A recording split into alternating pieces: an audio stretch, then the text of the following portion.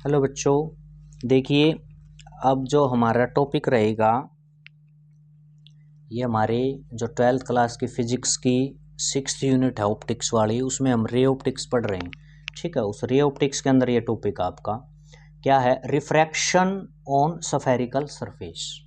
ठीक है, ये बच्चे आप ध्यान से इस टॉपिक को समझना। ठीक है, ऐसे ऐसे आपके इसी कंसेप्ट के कम से कम 4 या 5 टॉपिक आएंगे। ठीक है, तो ये बिल्कुल इजी भी है, आप इसको ध्यान से समझना। आगे जो हम लेंस से रिलेटेड जो लेंस मेकर फार्मूला वगैरह पढ़ेंगे ना, वो हम तभी कर पाएंगे जब हमें ये टॉपिक अच्छे से समझ में आएंगे। ठीक है, तो बिल्कुल ध्यान से आप इनको समझना। इसमें देखो, रिफ्रैक्शन पढ़ना हमने स्फेरिकल सरफेस से पढ़ना है। ठीक है, तो सबसे फर्स्ट में जो है वो है आपका refraction from rarer to denser. ठीक है, आपको पता है, ये तो देखो पता है रिफ्रैक्शन होगा तो एक रेयरर होगा, मीडियम एक डेंसर का काम करेगा। तो रेयरर से डेंसर में आपकी रे जाती है, उसमें आपने रिफ्रैक्शन को पढ़ना है। फॉर कन्वेक्स स्फेरिकल सरफेस आपका। ठीक है, और किस इमेज के लिए बच्चों, रियल इमेज के लिए। बड़ी याद रखने की चीजें हैं ये 4-5 टॉपिक एक जैसे, आप कंफ्यूजन में मत इनमें आना। ठीक है, तो इसमें आप ध्यान से कहो, देखो पहले टॉपिक को देखो, refraction from rarer to denser for convex spherical surface, real image के लिए। अब आपके पास कन्वेक्स स्फेरिकल सरफेस, आप कहोगे कि ये कौन से सरफेस आ गए। ठीक है, आपने तो कन्वेक्स मिरर पढ़े हैं। ठीक है, तो मैं थोड़ा सा देखो आपको बताता हूं। यहाँ देखो आप कि जो आपका बच्चों देख मिरर है, जैसे आपका कनकेव है, तो कनकेव में ऐसे आपने बता दिया था, ये इस प्रकार से हो गया, इधर से लाइट आ रही थी, ये आपका क्या था, पॉलिश्ड सरफेस था, और दूसरा आपका ओपेक्यू था। और कन्वेक्स जो आपका मिरर था, उसमें एक पीछे ये आपका क्या ओपेक्यू होता है, अपारदर्शी है, मतलब कहने का मतलब है। और ये आपका क्या था, पॉलिश्ड था। लाइट आई थी और ऐसे टकरा कर चली गई थी, इनमें भी लाइट आई और टकरा कर वापिस चली जाती है। ठीक है, तो जो मिरर थे उनमें तो रिफ्लेक्शन की घटना हो रही थी ना। ठीक है, लेकिन इसने रिफ्रैक्शन कहा है यहाँ पर। अब लेंस की बात करें तो लेंस आपका इस प्रकार से कन्वेक्स कनकेव, ये 10th में आपने पढ़े थे, इसमें लाइट इधर से आती है और इधर से। हाँ, रिफ्रैक्शन तो होता है लेंस के अंदर, क्या होता है, रिफ्रैक्शन होता है दोनों लेंस के अंदर। ठीक है, लेकिन इसमें आपका इधर यानी एयर से रेयर मीडियम हो गया, ये आपका लेंस डेंसर हो गया, और इमेज भी आपकी वापस जाके किस में बनी थी, इसमें एयर में बनती है। तो ये लेंसों की बात अलग है। अब ये जो स्फेरिकल सरफेस है ना, ये देखो क्या है तो ये मतलब लेंस नहीं है, लेकिन लेंस की तरह है ये। लेंस हम इनको नहीं बोल सकते, इसमें मतलब रहता क्या है, इधर जैसे रेयर मीडियम हो गया, ये आपका देखो ऐसे उभरा हुआ ये बना दिया आपका कन्वेक्स, इस प्रकार से जिधर से लाइट आ रही है ना उधर उभरा हुआ बना दिया, तो ये कन्वेक्स टाइप होगी। ठीक है, और ये आपका इस प्रकार से आगे बढ़ा दिया। इसमें अब ये ओपेक्यू नहीं बनाया है, कहने का ये मतलब है, इसको पीछे वाले पोर्शन को आपने इसको ओपेक्यू नहीं करना। ओपेक्यू कर दिया तो आपके वापस वो मिरर ही नहीं बन जाएंगे, वो तो फिर रिफ्लेक्शन की घटना होगी। लेकिन हमने पढ़ना रिफ्रैक्शन है, और रेयर मीडियम होना चाहिए, एक इनमें डेंसर मीडियम होगा, और कन्वेक्स टाइप होगी इनकी। तो ये कन्वेक्स देखो, कन्वेक्स तो होगी, लाइट इधर से हम लेफ्ट से मानते आ रही है। ठीक है, तो ये उस लाइट की तरफ इसका भाग ये उभरा हुआ है। ठीक है, और लाइट रेयरर, और दूसरा जिस चीज का ये बन रहा है उसके अंदर ही एंटर करेगी, और इमेज भी डेंसर मतलब रेयरर से डेंसर में जा रही है, जोन सा मीडियम में जा रही है ना, इमेज उसी में बन जाओगी इसकी। ठीक है, तो ये लेंस भी नहीं है, क्योंकि लेंस की तो इधर भी एयर होती है और इधर भी एयर होती है, और बीच में अपना ये मीडियम होता है। लेकिन इसमें क्या है, इसमें आपकी इमेज भी डेंसर मीडियम में ही जाके बनेगी। तो ये अंतर है इसमें, स्फेरिकल सरफेस इनको बोलते हैं कि ना तो ये मिरर और ना आपके पूरी तरह से ये लेंस हैं। ठीक है, क्लियर हुआ ये, तो ये आपके स्फेरिकल है सरफेस। अब हमने देखो ये कन्वेक्स ले लिया, इसने कन्वेक्स ही कहा, कन्वेक्स स्फेरिकल सरफेस लिया ये इस प्रकार से। रे किधर से, रेयर से किस में लेके जानी है, डेंसर में। इमेज कैसी बनेगी, रियल बनेगी। तो इसके लिए हमने इसका एक्सप्रेशन करना, ये पढ़ना हमने। ठीक है, तो देखो ध्यान से देखना बच्चों, ये आपका क्या है, इधर ये मान लिया ऑब्जेक्ट है, पॉइंट ऑब्जेक्ट की फॉर्म में हम इसको मानेंगे, ये आपका ऑब्जेक्ट हो गया, पॉइंट ऑब्जेक्ट। यहाँ से ये देखो रे आएगी बच्चों, ये जो सरफेस बनाया था ये आपका क्या प्रिंसिपल है एक्सिस है। ध्यान से समझना बच्चों इसको, अगर आपको फिगर डायग्राम आ गया समझ में तो बिल्कुल ईजी है ये आपका ये बना दिया। अब देखो यहाँ से रे आएगी, ये आ गई रे, ठीक है। अब ये रेयरर है, इसका रिफ्रैक्टिव इंडेक्स μ1 है, और जो ये आपका स्फेरिकल सरफेस जिसका बनाया हुआ है, किसी भी आपका ग्लास वगैरह जिसका भी बनाया हो, आपका डेंसर मीडियम का काम करेगा, और ये आपका हो जाएगा μ2 रिफ्रैक्टिव इंडेक्स इसका। इधर वाले का रेयरर हो गया इस मीडियम का, ये एक मीडियम रेयरर है, अंदर वाला क्या आपका डेंसर है ये वाला। इसमें अब देखो ये जाएगी रे, अब यहाँ ये होगी, अब रेयरर से डेंसर में एंटर कर रही है, तो ये स्फेरिकल सरफेस है, तो एक प्रकार से स्फेरिकल सरफेस है, तो ये इसका क्या होगा बच्चों, यहाँ सेंटर ऑफ कर्वेचर हो गया। तो नॉर्मल बच्चों सेंटर ऑफ कर्वेचर से डालना है, और तो कहीं से डलेगा नहीं इसका, ठीक है ना। ये स्फेरिकल है ना, अगर सीधा प्लेन होता तो इस पे सीधा परपेंडिकुलर ऐसे डल जाता नॉर्मल, लेकिन अब ये खुद स्फेरिकल है ऐसे, तो इसका तो सेंटर ऑफ कर्वेचर से नॉर्मल डालना होता है, तो ये सेंटर ऑफ कर्वेचर से डाल दिया बच्चों नॉर्मल, ठीक है। ये आपका इंसिडेंट हो गया, आई एंगल बन गया, ओके। अब इस रे को ऐसे जाना चाहिए था, लेकिन ये रेयर से डेंसर में जा रही है, तो ये क्या हो जाएगी, ये आपके ऐसे नॉर्मल की तरफ मुड़ जाएगी। किसकी तरफ मुड़ जाएगी बच्चों, नॉर्मल की तरफ। ये है ना नॉर्मल है, ये जाना ऐसे चाहिए था, लेकिन ये नॉर्मल की तरफ है, ये मुड़ गई, और मुड़कर ये जाकर प्रिंसिपल एक्सिस पे जहां मिल गई उस पॉइंट पर आपकी बन गई आई इमेज। क्या बन गई बच्चों, इमेज। क्लियर हुआ आपको, ठीक है। ये आई एंगल है, तो ये आपका आर है, ये आपका इस नॉर्मल, ये था ना नॉर्मल, और ये आपका क्या है आर एंगल बन गया इस रिफ्रैक्टेड रे और नॉर्मल के बीच में, ये एंगल हो गया आपका आर। क्लियर हो गया, इतना आ गया, अब इतना आपको समझ में, ठीक है। अब देखो इसमें क्या बताया गया है कि जो ऑब्जेक्ट होगा वो प्रिंसिपल एक्सिस के साथ अल्फा एंगल लेना बच्चों, उसका याद रखना ये अल्फा, ठीक है।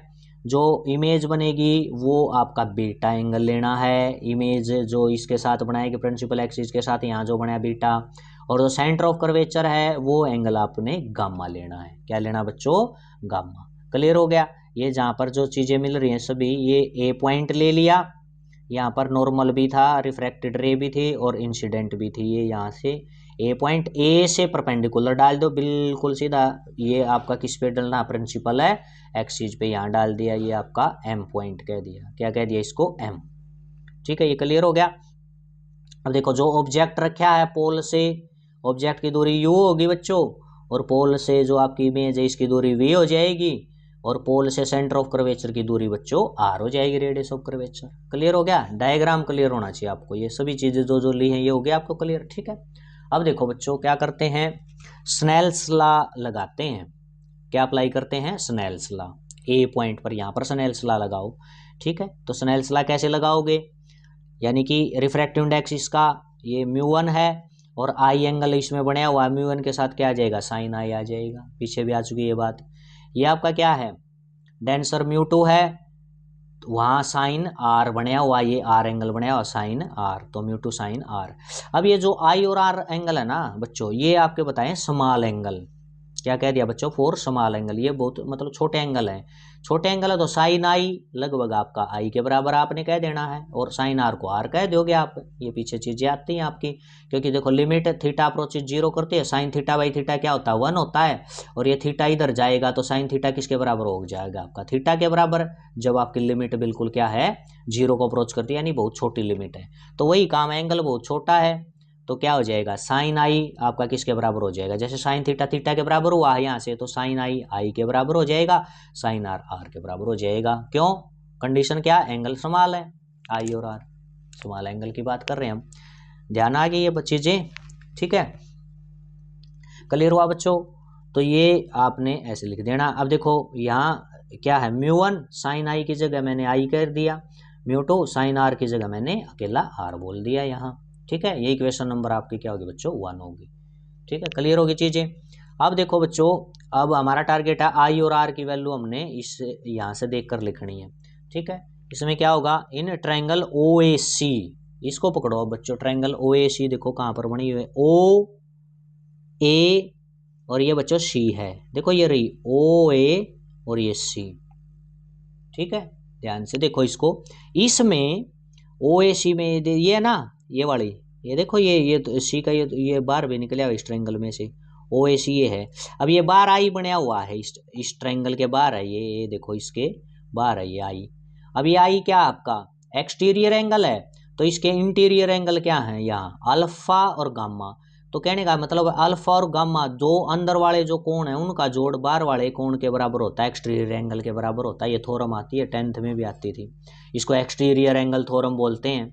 तो मैं क्या लिखूंगा यहाँ आई को क्या लिखूंगा बच्चों, जो ये आई आपका इसको मैं लिखूंगा alpha plus gamma, alpha plus gamma. तो ये लिख दिया बच्चों देखो अल्फा प्लस गामा आई को इक्वेशन नंबर 2 कह दी है आपकी, ठीक है।